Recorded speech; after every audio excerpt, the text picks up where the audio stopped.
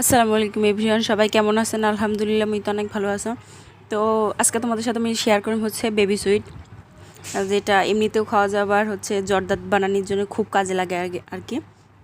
দেখেন খুব সুন্দরভাবে আমি পারফেক্টভাবে বানাচ্ছি, সেটা তোমাদের সাথে আমি শেয়ার করতেছি।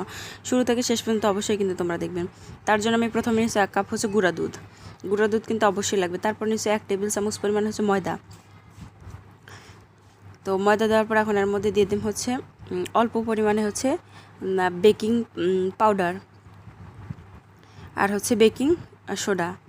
তো যাই হোক, এই যে বেকিং পাউডার বেকিং সোডা সব কিছু দেওয়ার পর এখন এর মধ্যে মিডিয়াম হচ্ছে একটা ডিম। তো এই যে একটা ডিম দেওয়ার পর এখন সুন্দর মতো মাখায় একটা কিন্তু ডো তৈরি করে নেব আর কি। তো এটা মাখানির পরপর কিন্তু একটু নরম নরম থাকবে, তা কোনো সমস্যা নেই, কিছুক্ষণ রাখি দিলে কিন্তু শক্ত হয়ে যাবে আবার। তো ভালোভাবে আমি কিন্তু মাখায় নিতেছি। এটা কিন্তু খুব সহজে কিন্তু খুব তাড়াতাড়ি কিন্তু বানা যায় জিনিসটা আর কি। তো তারপর দেখেন সুন্দর মতো মাখা হয়ে গেছে যখন, তখন মেয়ে যে একটা ট্রে নিয়েছেন, ট্রেটাতে হচ্ছে তেল দিয়েছে অল্প পরিমাণে, দেওয়ার পর সুন্দরভাবে ব্রাশ করে নিতেছে আর কি। মানে মিষ্টি বানায়ের মধ্যে যদি আমি রাখো, মানে পরবর্তী তোলার সময় যেন এর মধ্যে আটকি টাটকি না যায়, সেই জন্য আর কি তেল ব্রাশ করে নিল।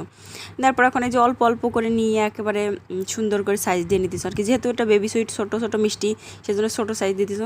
তারপরেও এটা কিন্তু ভাজার পর শিরাতে দেওয়ার পর কিন্তু বেশ খানিকটাই বড় বড় হয়ে যায়। তো এরকম ছোটো ছোটো করে আমি কিন্তু বানিয়ে দিয়েছি, কিন্তু অনেকক্ষণ সময় লাগছে। আস্তে আস্তে ধীরে সুস্থে আমি খুব সুন্দরভাবে যে মিষ্টিগুলো বানিয়েছি। মিষ্টিগুলো বানানো হয়ে গেলে এখন চলে যাবো চুলার কাছে। তারপর চুলাতে একটা কড়াই বসা দিয়েছেন, দেওয়ার পর দিয়ে দিন হচ্ছে তেল। তেল খুব বেশি কিন্তু তেল লাগে নেমোর ভাজতে। তারপর আমি বেশি পরিমাণে তেল দিয়েছি, তারপর হচ্ছে তেলটা যখন অল্প পরিমাণে গরম হয়েছে, মানে খুব বেশি গরম হয়নি, হালকা হালকা গরম থাকা অবস্থায় হচ্ছে এখন আমি মিষ্টিগুলোর মধ্যে সবগুলো এক এক করে দিয়ে দেবো আর কি। সবগুলো একসাথে দেব, আগে পরে দেবে না, মানে একসাথে সবগুলো দেবো আর কি। তেলের মধ্যে দেওয়ার সাথে সাথে দেখবেন যে মিষ্টিগুলো একবারে ফোলা শুরু করে দিছে একবারে।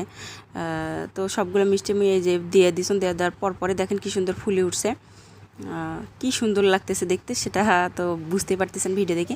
তারপরে যে সুন্দরভাবে আমি নাড়াচাড়া দিয়ে একেবারে মিডিয়াম চালে কিন্তু আমি ভাজি নিতেছি আবার।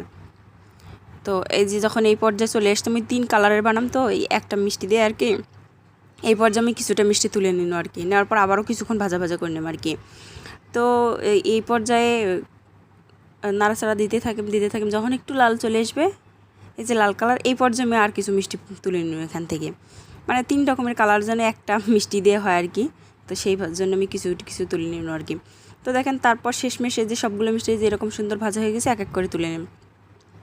মিষ্টিগুলো তেলের দেওয়ার সাথে সাথে যখন মানে টুবু টুবু হয়ে উঠে পড়ছে, তখনই কিন্তু মিষ্টিগুলো হয়ে গেছে। এর মধ্যে আর কিন্তু কাঁচা কাঁচা ভাব কোনো কিছুই নাই। তো 3 শেডে মিষ্টি আমি ভাজি নিলাম, নেওয়ার পর এখন হচ্ছে চলে যাম হচ্ছে পরবর্তী কাজে। তো যে পরবর্তী কাজের জন্য আমি এখানে 1 কাপ পরিমাণ হচ্ছে চিনি দিচ্ছি, দেওয়ার পর হচ্ছে 1.5 কাপ পরিমাণে পানি দিম, দেওয়ার পর সুন্দর মতো জাল করে নেব আর কি। তো একবার বলক আসলে কিন্তু এর মধ্যে দিম, কারণ হচ্ছে চিনিগুলো গলে যাওয়ার সাথে সাথে মানে একটা বলক আসলে আর কি এর মধ্যে মিষ্টিগুলো সব দিয়ে দিম আর কি। কিছুক্ষণ জাল হবে, তো কিছুক্ষণ জাল হলে পরে মিষ্টির মধ্যে শিরাগুলো ঢুকবে, টইটুম্বুর হবে, ফুলবে, বড় হবে, সেজন্য খুব বেশি একেবারে জাল করে নেওয়ার দরকার নেই। তো শিরা যদি পাতলা হয়ে মানে খুব বেশি যদি ঘন হয়ে যায়, তাহলে কিন্তু এর মধ্যে কিন্তু ঢুকবে না। একটু পাতলা পাতলা থাকা অবস্থা দিলে আর কি শিরাগুলো এর মধ্যে মিষ্টির মধ্যে ঢুকে যাবে, মিষ্টিটা ফুলবেও, আবার হচ্ছে রসে আবার টইটুম্বুরও হয়ে যাবে। তো দেখেন মিষ্টিগুলো দিয়ে দেওয়ার পর একটু নাড়াচাড়া দিয়ে যে এখন ঢাকনা দিয়ে ঢাকি রাখি হচ্ছে 5 মিনিটের জন্য। একেবারে জোরে জোরে জাল দিয়ে 5 মিনিটের জন্য ঢাকনা দিয়ে ঢাকি রাখি দেম, একটু সিদ্ধ হওয়ার জন্য আর কি। দিয়ে ঢাকনা খুলে দিলে যে দেখেন এরকম অবস্থা আর কি, শিরাটা একটু শুকায় নেম আর কি। আর কিছুক্ষণ আরও 5 মিনিট আর কি জাল করে নেব।